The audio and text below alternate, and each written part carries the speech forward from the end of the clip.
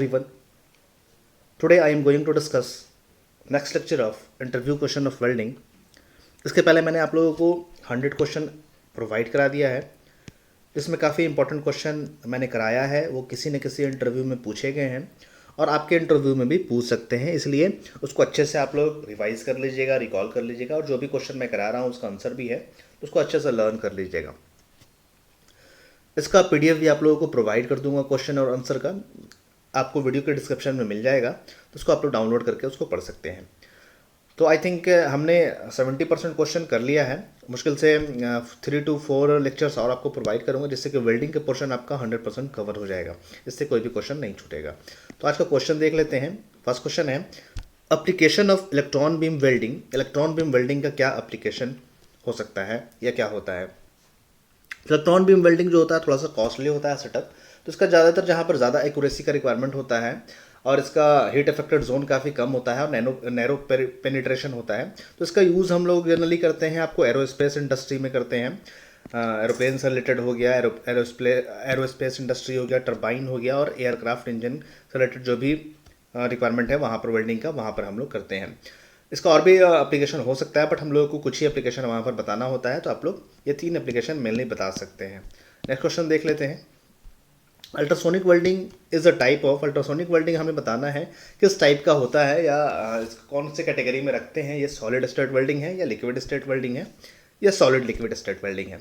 तो आप लोग को पता ही है अल्ट्रासोनिक वेल्डिंग में यहाँ पर कोई भी मेल्टिंग नहीं होता है, तो ये हमारा सॉलिड स्टेट वेल्डिंग है। यहाँ पर विदाउट मेल्टिंग यहाँ पर हम लोग वेल्डिंग यहाँ पर हैपन हो जाता है। तो हम लोग नेक्स्ट क्वेश्चन देख लेते हैं, इसी से रिलेटेड है। इसी से रिलेटेड 1-2 क्वेश्चन और देखेंगे क्या पूछ सकता है, तो देख लेते हैं। क्वेश्चन नंबर 3 है working of ultrasonic welding. Ultrasonic welding का वर्किंग आपसे पूछ सकता है। ब्रीफली आपको एक्सप्लेन करना पड़े अल्ट्रासोनिक वेल्डिंग कैसे काम करता है। तो आप लोगों को पता होगा अल्ट्रासोनिक वेल्डिंग में हम लोग एक ट्रांसड्यूसर यूज़ करते हैं, जिसका काम होता है ट्रांसड्यूसर यूज़ करते हैं, जिसका काम होता है जो इलेक्ट्रिकल एनर्जी हम लोग प्रोवाइड करते हैं हाई फ्रिक्वेंसी में, उसको हाई वाइब्रेशन में कन्वर्ट कर देता है। हाई फ्रिक्वेंसी में इलेक्ट्रिकल एनर्जी प्रोवाइड करते हैं, उसको हम लोग उसको ये कन्वर्ट कर देता है वाइब्रेशन में, और हाई फ्रिक्वेंसी वाइब्रेशन होता है अबाउट 20 किलो हर्ट्ज से भी ज़्यादा। ये मतलब मिनिमम इतना होता है, इससे ज़्यादा भी हो सकता है, 50 किलो हर्ट्ज तक रेंज होता है। तो ये ट्रांसड्यूसर का काम होता है। अब यहाँ से हम लोग को मैकेनिकल वाइब्रेशन मिल गया। मैकेनिकल वाइब्रेशन हम लोग क्या करते हैं, टूल को प्रोवाइड कर देते हैं, जो टिप होता है उसको प्रोवाइड करते हैं, और वहाँ पर वर्कपीस होता है। वर्कपीस जिसको हम लोग ज्वाइन करना है वो यहाँ पर प्रोवाइडेड होता है, और ऊपर में यहाँ पर टिप होता है। ये टिप कंटिन्यूसली वाइब्रेट करते रहता है। इसके वाइब्रेशन से यहाँ पर स्क्रबिंग एक्शन होता है दोनों वर्कपीस के बीच में, और वहाँ पर प्रेशर भी हम लोग अप्लाई करते हैं, जिससे कि वहाँ पर सॉलिड स्टेट वेल्डिंग हो जाता है। तो मेनली यही प्रोसेस है, आप लोग ऑलरेडी पढ़े होंगे, बट मैं ब्रीफली आप लोगों को समझा दिया। Welding is done by scrubbing action of tip combined with pressure. जो टिप होता है वो वाइब्रेट करते रहता है ड्यू टू ट्रांसड्यूसर जो कन्वर्ट किया, वाइब्रेट करते रहता है, और वाइब्रेशन की वजह से वहाँ पर वर्कपीस के बीच में स्क्रबिंग एक्शन होता है, जिसको हम लोग को ज्वाइन करना है, और वहाँ पर फिर हम लोग प्रेशर भी अप्लाई करते हैं, जिससे कि वहाँ पर ज्वाइनिंग हो जाता है।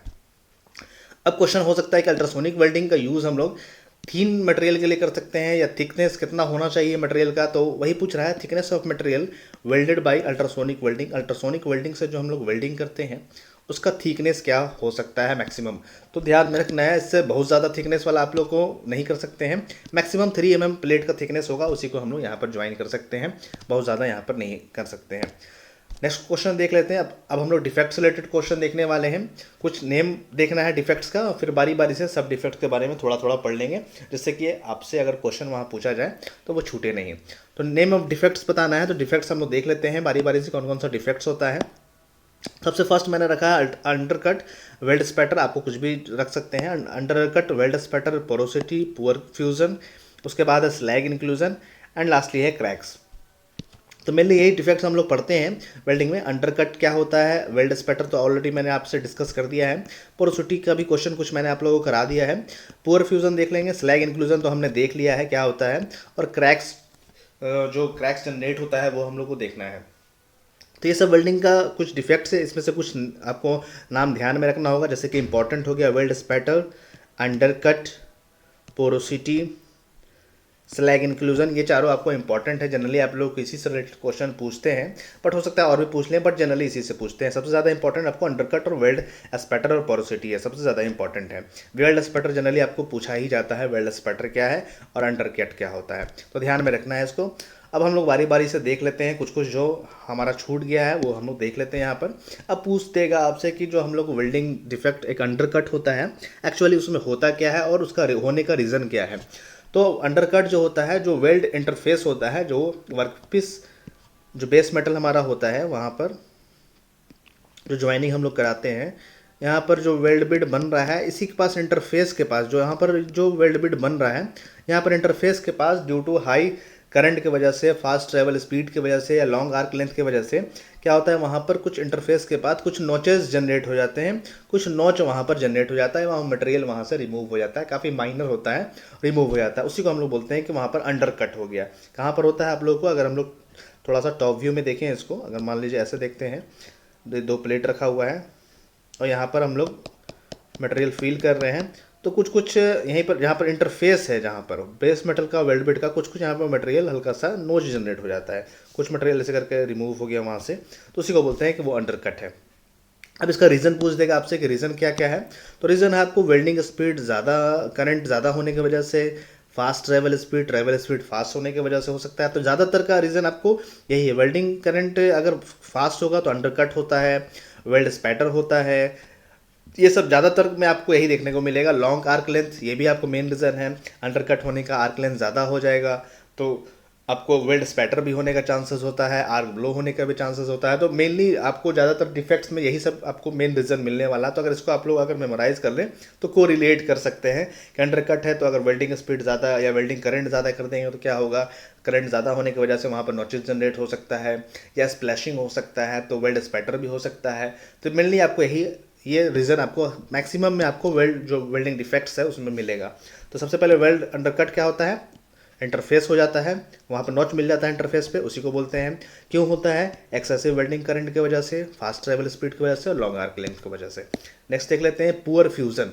पुअर फ्यूज़न थोड़ा सा डिफरेंट डिफेक्ट्स है, यहाँ पर आपस में जो होता है फ्यूज़ नहीं कर पाता है। इसका रीज़न जो होता है वो प्रॉपर क्लीनिंग नहीं होने की वजह से, अगर हम लोगों को ज्वाइन करना है और प्रॉपर क्लीनिंग हम लोग सरफेस का नहीं किए तो उसकी वजह से वो प्रॉपरली फ्यूज़ नहीं हो पाता है, आपस में ज्वाइन नहीं हो पाता है प्रॉपरली, उसी को बोलते हैं पुअर फ्यूज़न।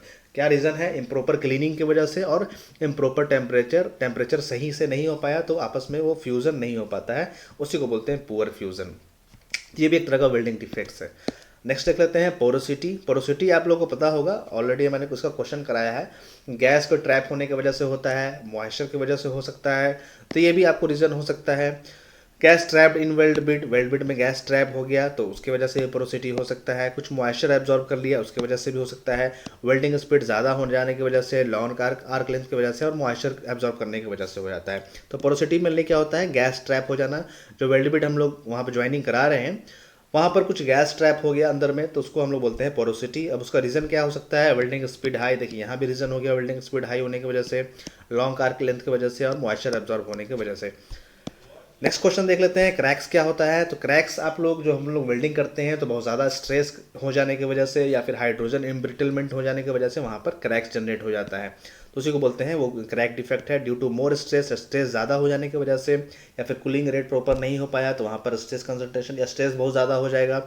हाइड्रोजन इम्ब्रिटलमेंट मतलब गैस को वहाँ पर मॉइस्चर जो एब्जॉर्ब हुआ, मॉइस्चर एब्जॉर्ब होने की वजह से हाइड्रोजन गैस जो होता है H2O से वो ब्रेक कर जाता है और हाइड्रोजन गैस जो होता है वो वेल्ड बिट में या फिर हम जहाँ पर वेल्डिंग हो रहा है वहाँ पर ट्रैप्ड हो जाता है। उसी की वजह से हाइड्रोजन इम्ब्रिटलमेंट होता है जिसकी वजह से मटेरियल जो होता है वो बहुत ज़्यादा ब्रिटल हो जाता है।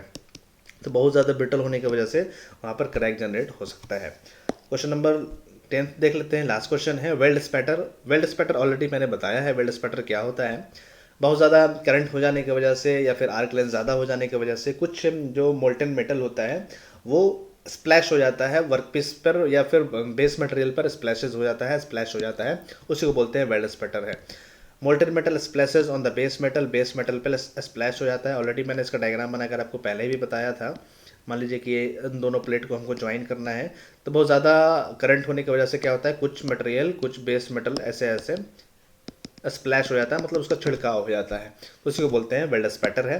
इसका रीज़न आप लोगों को ऑलरेडी पता है, करंट का वैल्यू बहुत ज़्यादा हो जाने की वजह से, लॉन्ग आर्क लेंथ की वजह से और आर्क ब्लो की वजह से।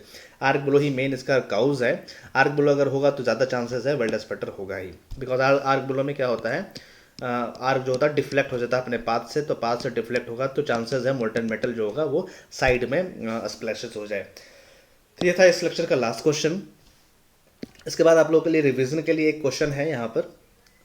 क्वेश्चन क्या है, in leftward welding process electrode moves. Leftward में इलेक्ट्रोड जो होता है वो किस डायरेक्शन से किस डायरेक्शन में मूव करता है, वो यहाँ पर पूछ रहा है। तो आप लोग को ध्यान देना है, इसका आंसर सही बताना है। लेफ्टवर्ड बोल रहा है तो लेफ्ट से राइट जाएगा या फिर राइट से लेफ्ट जाएगा, ये इसका आप लोग को राइट आंसर कमेंट में कमेंट करना है। तो ये वीडियो को यहीं पे स्टॉप करते हैं। जिस भी क्वेश्चन में आप लोगों को डाउट होगा वीडियो के कमेंट में कमेंट करके बता सकते हैं। और लास्ट क्वेश्चन रिवीजन का क्वेश्चन का राइट आंसर आप लोग वीडियो के कमेंट में कमेंट करके बताइए। वीडियो को यहीं पर स्टॉप करते हैं। वीडियो को देखने के लिए थैंक यू सो मच।